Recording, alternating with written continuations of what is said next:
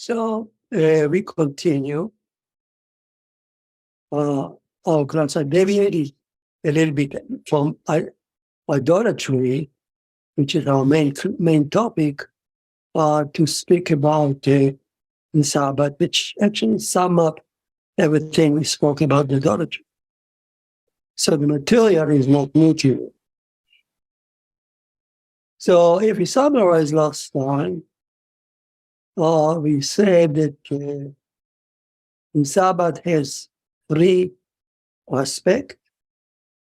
All of them are proclaimed in the Kiddush service on wine cup, the Shabbat entrance. One is the Shabbat as a remembrance of Genesis. Second one is the Shabbat as a remembrance of the Exodus. And you ask yourself, what's the connection? We'll see. And the third one is the Shabbat of the Holy Temple. Again, you can ask what's the connection, but we need to discuss it. So, in summary, we already discussed last time. We devoted our class to the second topic, the topic of Genesis, Shabbat as Genesis. All of them are proclaiming in the Kiddush. But each one of them is a huge topic. They need to be studied. The idea is that what the rabbi said, now we understand what I mean, that we need to prepare ourselves for the Shabbat. The Shabbat is not the day you conduct Torah classes in depth. The Shabbat day is a day of joy, of the family eating, enjoying the peace, under the wing of the Shekhinah, so to speak. It's not a day that you sit down and sunk deep into all kind of meditation or Torah issues. All that should be done during the week. You have to be, Shabbat has to come with we need to long to the Shabbat.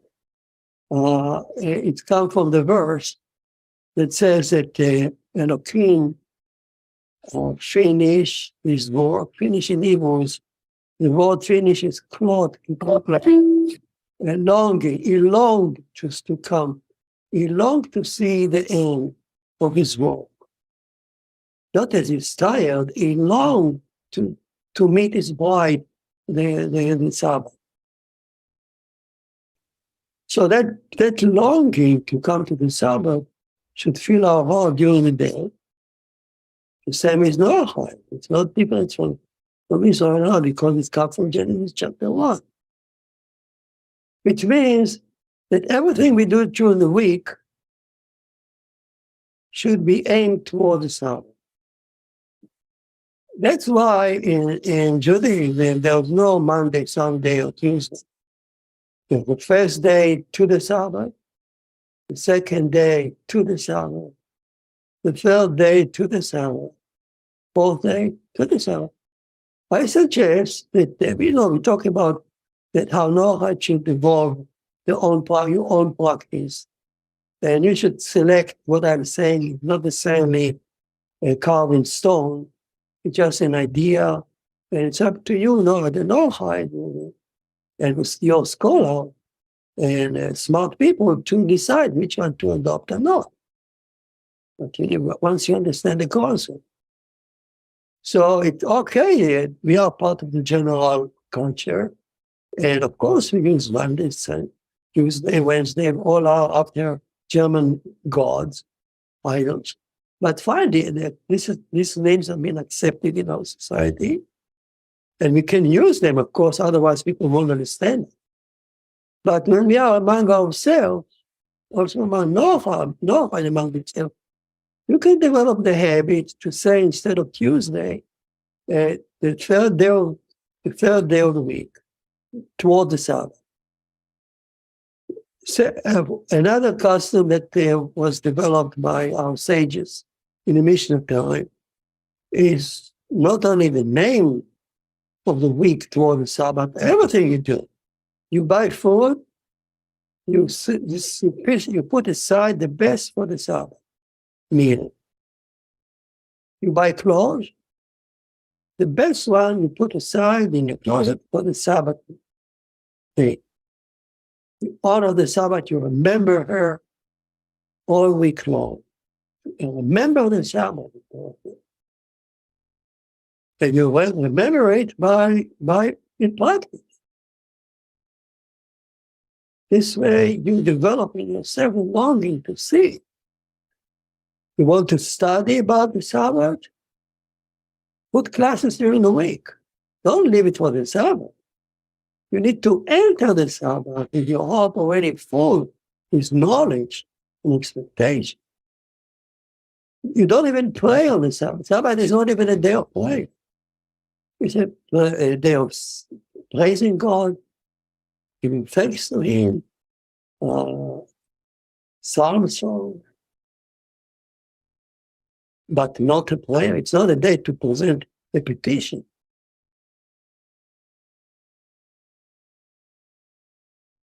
Apart from maybe extreme case, I don't know, even extreme case in a sick person, we allocate not a prayer, but part of the reading of the Torah. There is a slot there of time that the Gabbai, the person who going to stand up and say the name of the people who are sick, we pray for them, but it's not official prayer.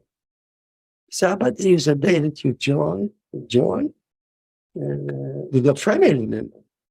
And as you see, actually, another point, I spend time now on a custom and points so they can discuss them and select which one fits you. For instance, you see how the focus is actually moving from the church or from the synagogue to people home. The main practice of observing the Sabbath is not in the synagogue. It's not a choir or cantor. It's a way we behave when I sit as a king around my table, my Sabbath meal, and my family dressing up nicely for the Sabbath. And the best food, the best clothes. And the talking should be appropriate. We should not argue and fight. We should not talk about things that enrage us. We should be careful to keep the joy of the Sabbath appropriate. So there are more to speak about that, but you can see how it develops those things. And also, so in short, you prepare yourself for the Sabbath during the week. You do good things in the name of Hashem. Doing mitzvot. When you do compassionate and merciful things, you bring out to the world. You mentioned last time those holy apples or angels. The metaphor of apples comes from the Song of Solomon. It says, "My beloved one is like an apple among the tree of the wood."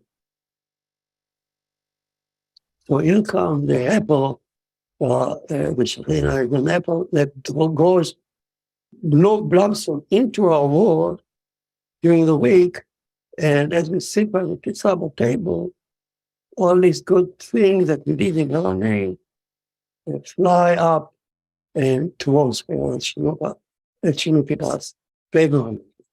Because the whole idea of the Sabbath is to make it holier, greater as we move in history, greater and greater and greater holier Shabbat.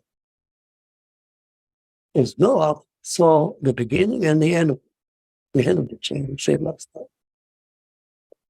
What else about the custom?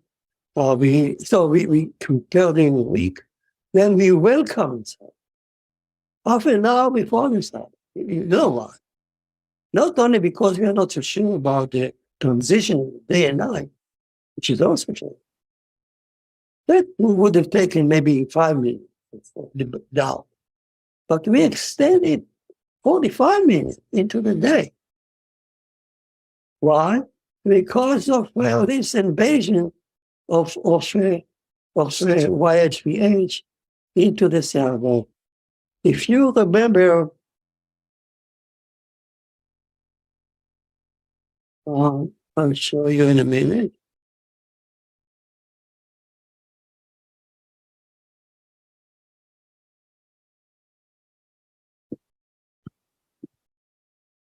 So if I put in my diagram from last week, hopefully it will come. Yeah, okay. So you see, if you remember that diagram, you know exactly what to prepare for the Sabbath. You need to be very good.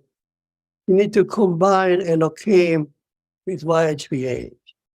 You need to remember that the Shekhinah YH is entering our world, and she wants to draw the whole universe towards her. We want the blue, the whole universe to become blue. So oneness, kingship. Kingship here means that Hashem is the king because she not only created the world, but the YH is underlining the inside, invading the entire 6th day and supporting it and leading it. So although Elohim created the 6th day, but YH, by entering, she consolidated it, and she lies deep under any stone and molecule. So she is a king. Hashem is a king. YHVH is king. Not Elohim. To say Elohim is king, very simple. He created the world, he runs it. But to say that YHVH, which comes from another day, another universe, to say that she's the king is not so simple. You need to recognize that the merciful aspect is underneath everything. So you see here all the requirements that we need to meet before entering the Sabbath. Oneness, kingship, becoming very good, doing Hashem work, trying to draw more blue into our world, or to draw the world up to the blue in a way. So all these things wonderful thing that we mentioned, that Adam was born into. Adam was born here. He said, let us make Adam. Before Adam, it was good. Now, with Adam, it shall be very good. So Adam should become very good in order to enter this earth. So once you have this figure in your mind, I bet you will never have any mistake what to do and what not to do for the Sabbath. You don't need anyone to tell you, or you have some kind of a basic idea what is the Sabbath and what should be mankind do. And it's not a Jewish thing. So far, the aspect of Genesis, here is Adam as mankind. Okay. So let's move on now to the second aspect. We could speak more and more about it, but I'd like to move on with you to the second motif that we mentioned on the Kiddush, which is the Sabbath of Egypt. So I call the wine cup in my head, with the Sabbath entrance, and I call my name, I proclaim his joy. The Sabbath is a story of Genesis. And it's story of Egypt. And I say, well, and then I mention the tabernacle, the holiness of the tabernacle. So now we move on to the second thing. By the way, during the week, before I forget, going back to eat the Genesis, just to spend a week on the story of Genesis is an awesome task to show how it fits science. And you already learn how exceptionally well Moses described the history of the universe, day by day, step by step, fitting science. It's a miracle. How could he tell such a story? So, there's so much to speak about this dimension of the Sabbath in general. Okay, now Egypt.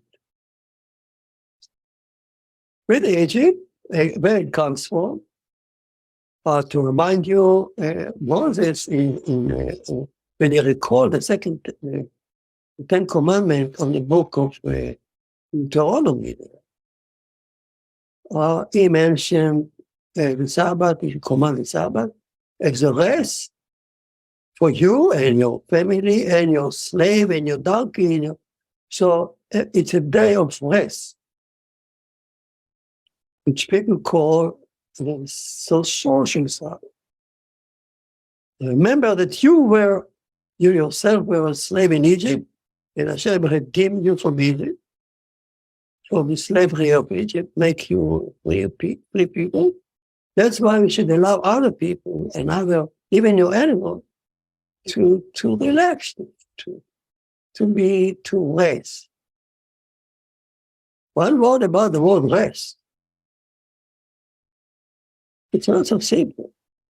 Once I heard the guru in California, anti-religious, of course, who molested not only people, but money and so on. Thousands of people worked for him. They had a city there. So once he went on TV, and I remember he was kind of saying to the TV, the Bible, God has to rest. Was he tired? It's unlikely. Then I said to myself, let's see who is locked in the announcement. He didn't lock for too long. I don't want to go into the story there. But that's all because of people don't pay attention. Who is resting? Elohim in Genesis 1, Elohim abstain from more working. So the whole word in Shabbat, in Hebrew, is to hold yourself from working. You want to work, but you keep yourself. You're struck. A strike, even at the war. People don't come to work. In the Hebrew, shvita. The labor organization describes shvita. People want to work for money, but when it's shvita, you sit down and don't work. Intention and force. That's exactly what the Sabbath is regarding who? Regarding Elohim who created the universe. The 6th day, walking home. Elohim is not walking home. Never it says he walked home. He just said, and it happened. And he walked home. And when he came to Sabbath, he abstained. He wants to walk. And we too abstain. I really challenged my work as a doctor. I had so many things to do. I remember when I was in Boston, research, articles, classes, patients, preparing surgery. Who wants to sit home? Abstain. Not only from work, but to direct your mind away from what you do during the week. That's from Elohim's type, Elohim point of view. But when we talk about YHVH, that acronym would enter our universe, as you just saw from the blue part, the Sabbath. But people remember before she was invited here, Elohim had his own domain apart, awesomely alone in the same, the sixth day. And she had awesomely alone in silence. No dialogue, no discussion. Each attribute is absolute, was absolute. But coming to work to create Adam, Elohim realized, oh, I cannot keep going on like that, because this smart Adam, his three choices and so many drives and desire, I don't think he will stand on trial. I need to invite some else to sit in the heavenly court, because only the advent of prayer can save me. Some else is the same. Right there. So in her universe, she never created anything. She never created.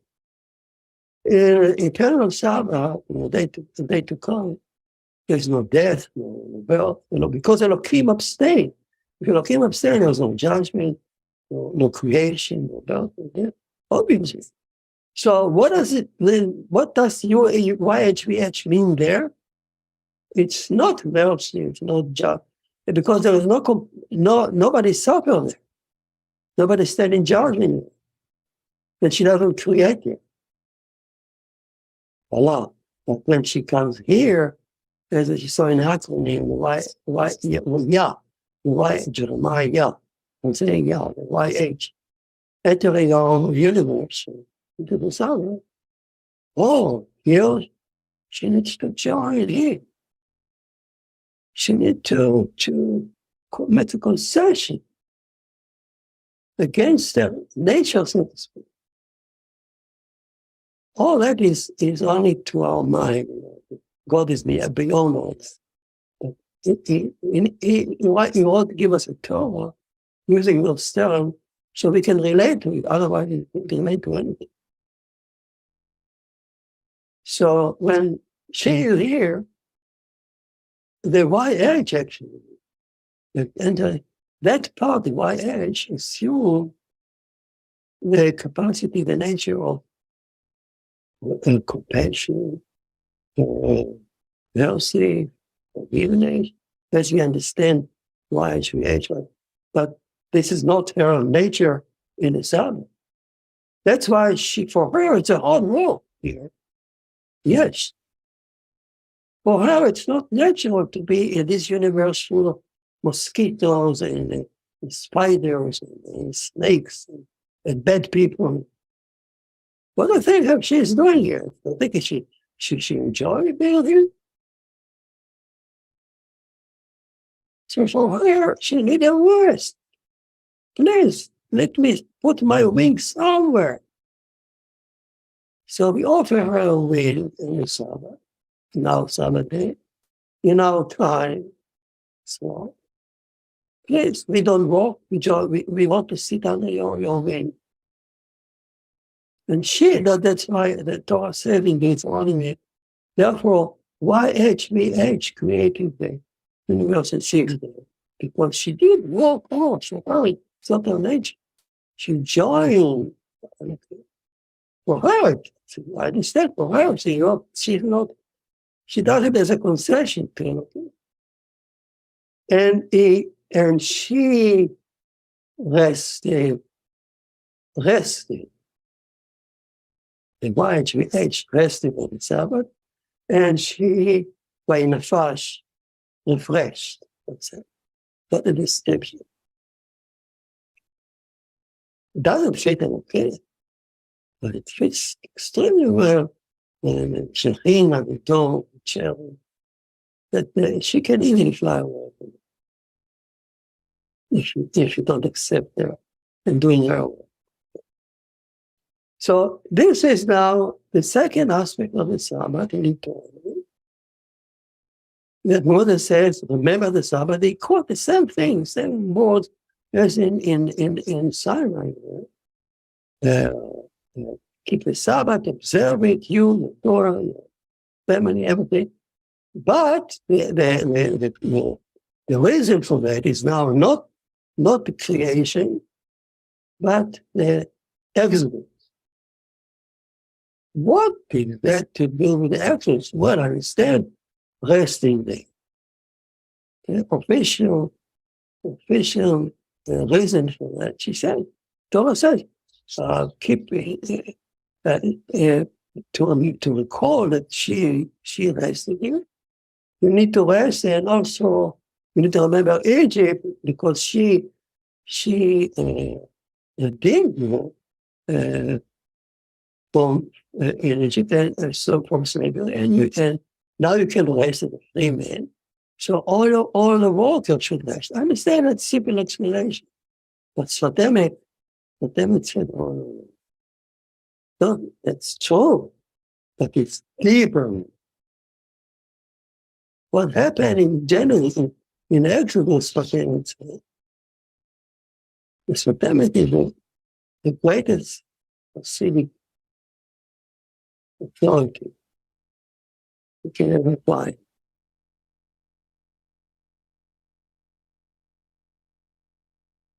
Accepted by anyone, ever. So this fulfillment said, God, Hashem revealed revealed himself in Exodus with something new that never had before. She is not only here to participate in the call in the sustaining the universe. She intervened in the story, and she redeemed Israel from slavery to idols and slavery to Pharaoh, slavery. Israel was sunk into the lowest level of idol worship. And not God remember our forefathers, Abraham, Isaac, and Jacob. It would have been lost in Egypt. But she speak to Moses, I believe, she said, time came, and I'm here, what called soccer, and I'm going to redeem them from slavery to idols. Because that's all, they took the animals, the sheep that the Egyptians worship, they took it just before Passover, so they put it on the doorpost. That was slaughtering of the idol worship of the Egyptians, that they themselves used to be sunk into. Now they came out of idol, slavery to idols and slavery to men. In other words, what I would say is a new revelation of Hashem here, and the first time in history as the Redeemer intervening in human history and in nature in order to redeem people from slavery to either idol worshiping and to God. So by this, so then it's suddenly the Shabbat became larger. That's why we have another aspect of the Shabbat. God ordained another aspect of the Shabbat in addition to the general. It's so important in the Torah. Okay, she actually sanctioned the Shabbat now as a day of remembering that day. Now ask Sotem goes Hasidic giant who lived in Europe. And now people wanted to kill him all the time. People were slaughtering Jews just before the Holocaust. So I don't want anyone to see. So listen to what you write. You write that the meaning of the argument is not for Israel. The beauty of Exodus, the true meaning of it, is because it's a sign for all mankind that Hashem will send a message. I will redeem you, mankind, from the slave. I'm not going to allow you to wait until you yourself come to your senses. It may take billions of years, if ever. I will do my best, as I did to Israel. I will intervene in history and redeem mankind from their slavery to idols and from slavery to oppressors and bring them closer and closer to the Shabbat, to the eternal Sabbath. That's what the Hasidic master. And of course, based it on the various verses of the Torah and Talmud. I won't go into that. So suddenly, of course, the Noahide are not expected to celebrate Passover in a Jewish way, to sit by the table, to sing the Jewish song, to drink hot wine, and to pretend we are Jews. If you do that, you're making yourself. You miss the boat. Because there is enough there for Noahide to learn, to draw conclusions from the story of Egypt. For mankind, for Redeemer. We are in this story. I'll share more. I mean, Hashem took Israel only as the sign, as a special kind of Noahide, special group of Noahide who were more close to him. Their heart was somehow more open to him because of forefather. So he selected us to show the way that from now on he's going to deal with all mankind.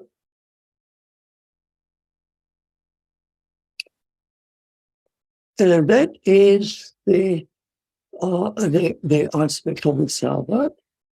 A new aspect of the Shabbat is now to commemorate Egypt because it has the aspect of Hashem revealing himself as a redeemer, and not only as a creator. So remember that the Shabbat, all the clouds disperse, the Shekhinah shine on us directly in all this capacity. And then we can call them, we call them and tell ourselves. She's looking at us as the creator, and she's looking at us, she's judging us as we go to chapter 1. And she's assessing us. Do we understand what the story generation? Yeah, absolutely. Israel also, the story actually is didn't. It came also with some Jewish participation, Israel participation. They cried out. Right? They were in pain to Hashem. They were still idol worshippers, but somehow they cried to Hashem. So you have to make the first step that she not come down and respond to. So that aspect in the Shabbat. Kingship. It's a new aspect of kingship. Kingship, Genesis, we said, Hashem is the king of the universe because he controls not only created but he controls it, he keeps it sustaining, the nature. But now we're talking about the new kingship. Hashem is the king of mankind, king of history. And that's why when we, in Sinai, when after the Exodus, Hashem gave us a Torah, he said, I am Hashem your king. He took you out of Egypt. And the first line is, I, the essence. Hashem Elohim is my attribute. And it doesn't say who have created the universe. You could have said, I am Hashem who have created the universe. No. I am Hashem who is taken out from Egypt because this is now my new name, my new kingship. But the thing that I do in the world, that I intervene, of course I intervene in nature, but I intervene also in man history. So that's a new kingship we celebrate along with this aspect of Egypt, as opposed to the kingship of Genesis. And to separate those things, we do it in different meals. We devote classically the Friday night meal to Genesis, and we devote a Sabbath meal to Egypt, the new kingship, higher kingship of history. You see it in a season. I know many people ask me, but we never read it. But if you look up at the king, it should say in the whole meal, there's the difference between the meal of the Sabbath night, remember generally, that before the eating, before the meal, and the meal of the Sabbath day, midday, morning or midday, is devoted to Egypt and to God revelation of the king intervening in history, which is one step larger. I'd say deeper, but I would say larger. It's what Emmett called it, larger aspect, a wider aspect of intervening not only in nature, but also in man. Now, it looks beautiful. It looks that everything was ready. And I said, Genesis the Exodus is one step toward the Sabbath. If men can join, so let men can understand what happened, and they let them join and accept the Sabbath. Asks something. Indeed, on the split of the sea, the song of the split of the sea, they ran out from Pharaoh and split, and finally it came out, and singing famous song. It says, all nations heard and was stirred up by the event. It says that Hashem now is a king of mankind. It's in the Song of Song, in the Song of the Sea. So he quoted this verse, and it said, all the nations around him, and many as far as could be, they really heard what happened in Egypt. And they stood up, but it was supposed to bring them to senses and to join Israel, to go to Sinai together, and to receive the Torah. Why not? The Torah was designed for everyone.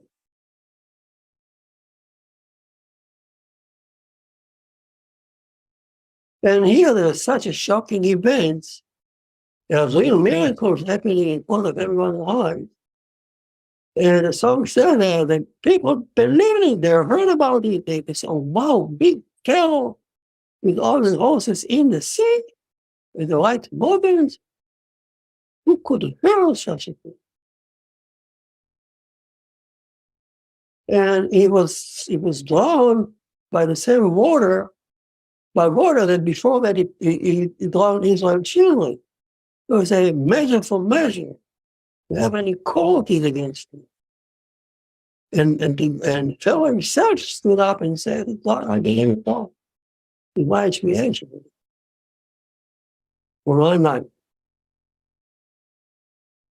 So all nations were supposed to hear and to follow Israel and receive the Torah. What happened, says something, look at those. So immediately afterward came one nation and fought with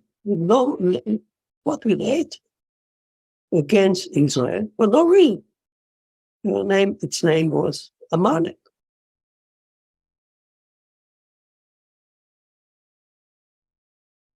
And the battle was fierce. And by this, she has shown to the whole world and to the whole nation around here, look, there was another option. Who tell you that the Jews are Judaical Torah? Sit down. I'm going to sit down. I'm going to fight. I'll show them the truth. What I think. And the battle was fierce. Moses has to raise his hand and to stir up Israel to play. Otherwise, they would have lost the battle. Lose the battle. And Joshua finally won. But here is what Hashem said in the consequence of that battle. It was such a fierce battle from the enemy of Israel that Hashem said to Joshua, read it on the book, read this on the book, that Hashem, there was a war between Hashem and Amalek for generations. The double smite Amalek. He said, there is a war between Hashem and Amalek. No nation ever had such description. Even the Egyptians didn't have a war against Hashem. Amalek did. Which means he fought against the Torah. It was a war between Hashem and Amalek.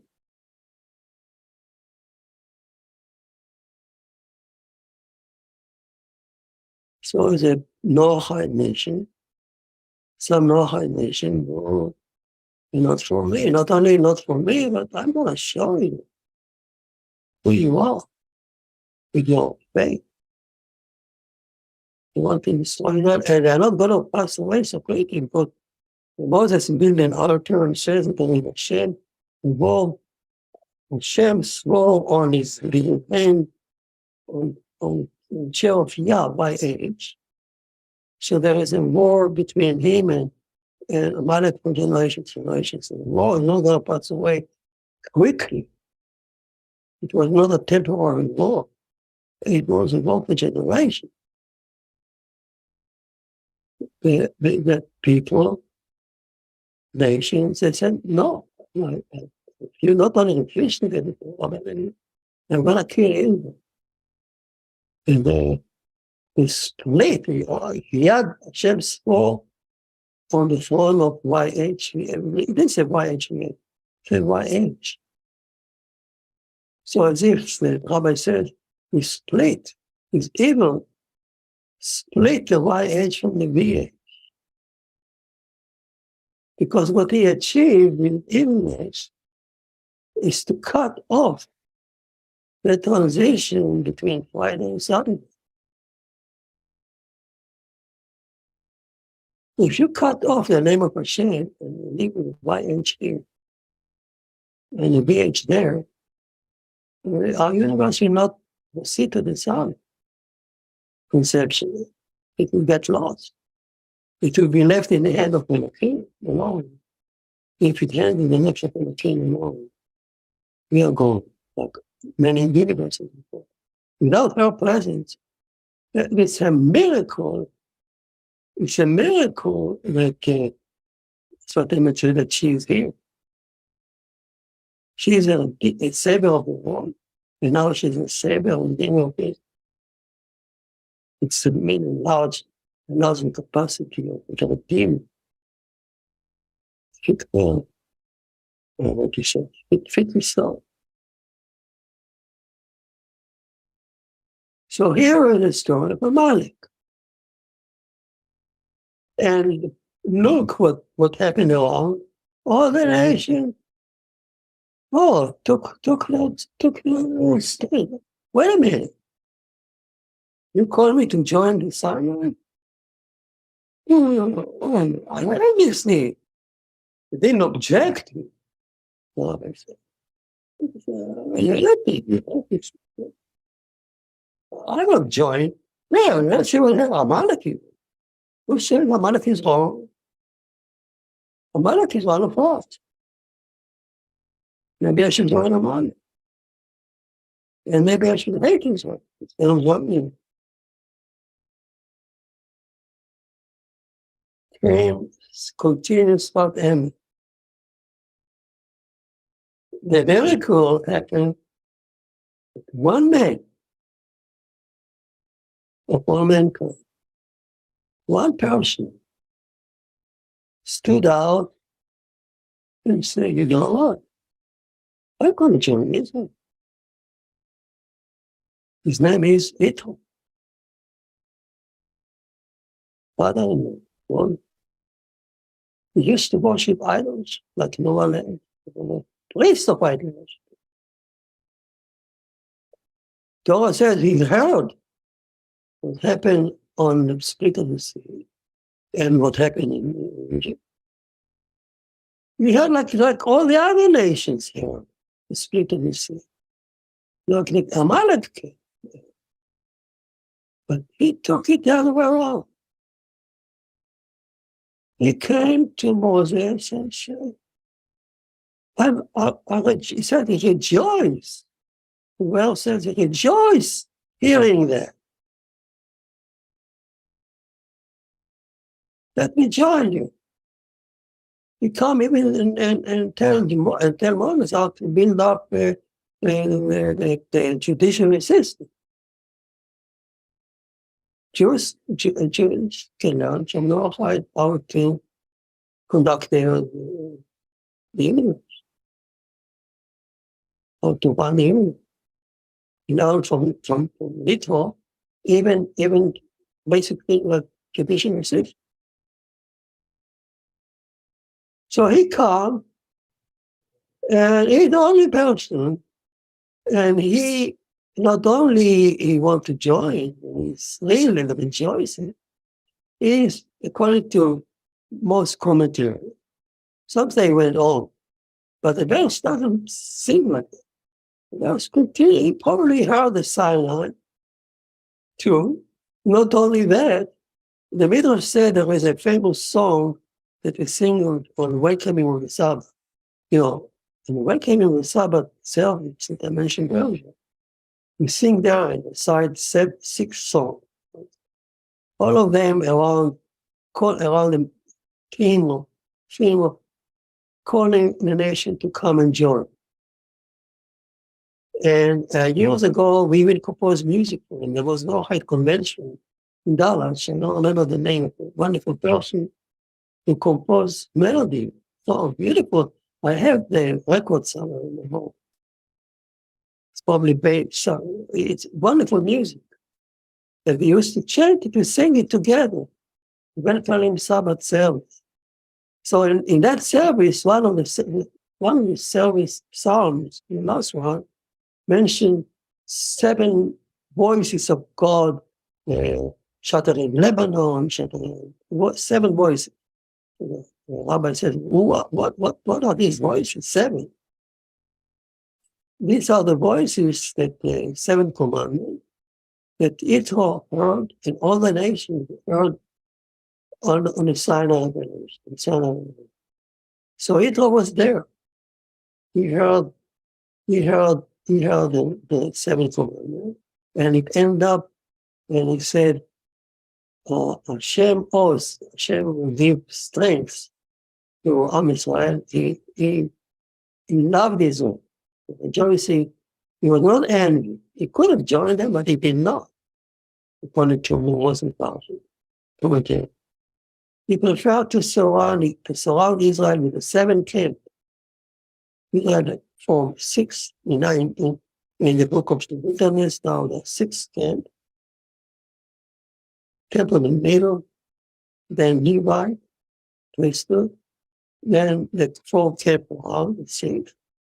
And Noah and Israel were one person comprising now the 7th camp. And he had seven girls. And he kept the 7 commandments. And his 7th camp was only one person. But they know. You know, like, one day it will all unify and join. And that's a metaphor that should be adopted to Noahide when it's speaking about the Exodus, and it's speaking about the Shabbat, and accepting of God's kingship, join Israel as a king, reminding Israel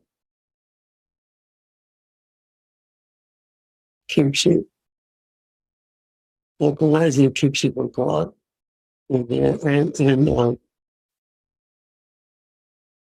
I think I have a few more minutes to share with you. It'll be beautiful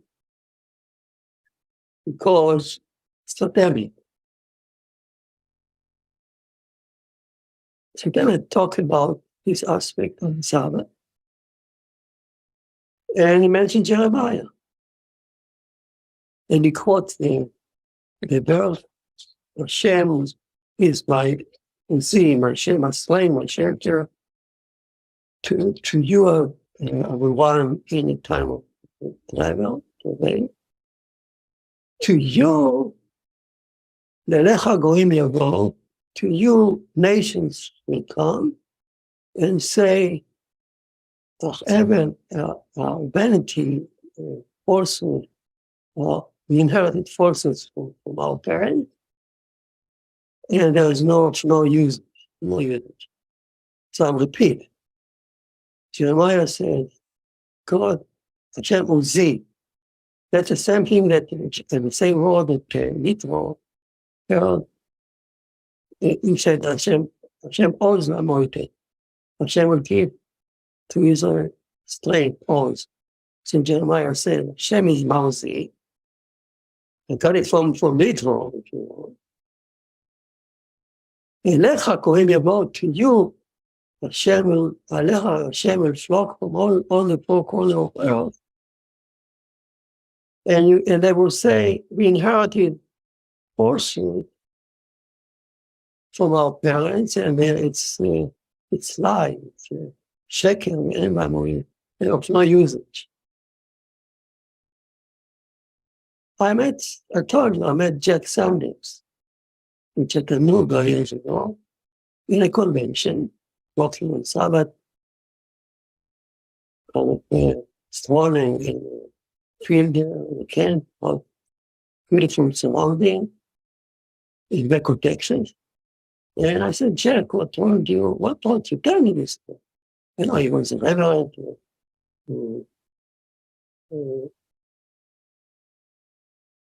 switch obeyed and said, he came one day to the church. The church said, I don't believe in it anymore. Whoever wants to join me, join.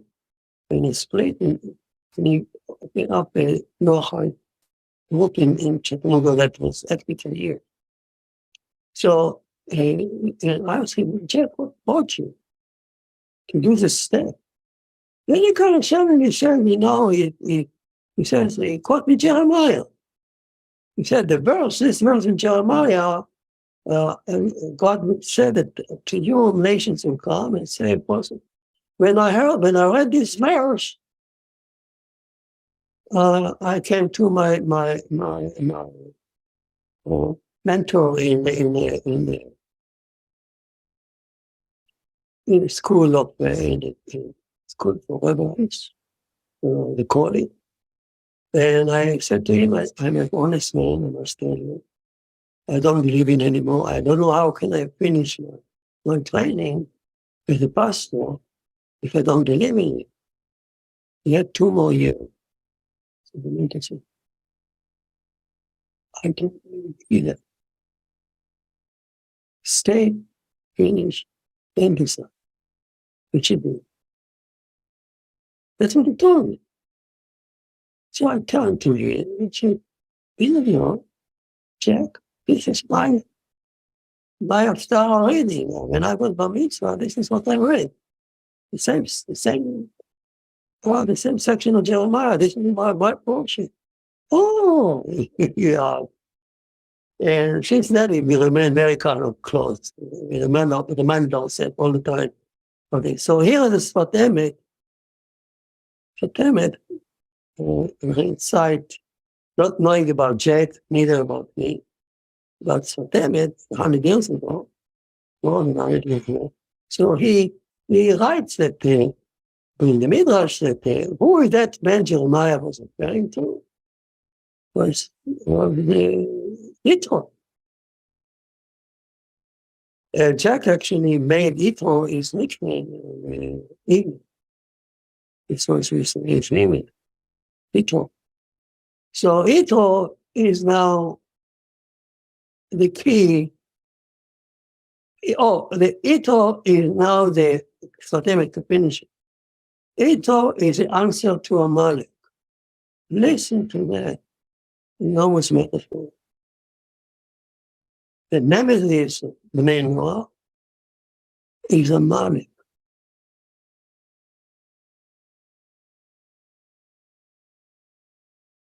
You fight the fight of God when you fight against Amalek. You fight the fight of Joshua when like Hitler, you said to Amalek, go away. And I don't care if all the nations follow me. I come to you. I'm very content being the 17th.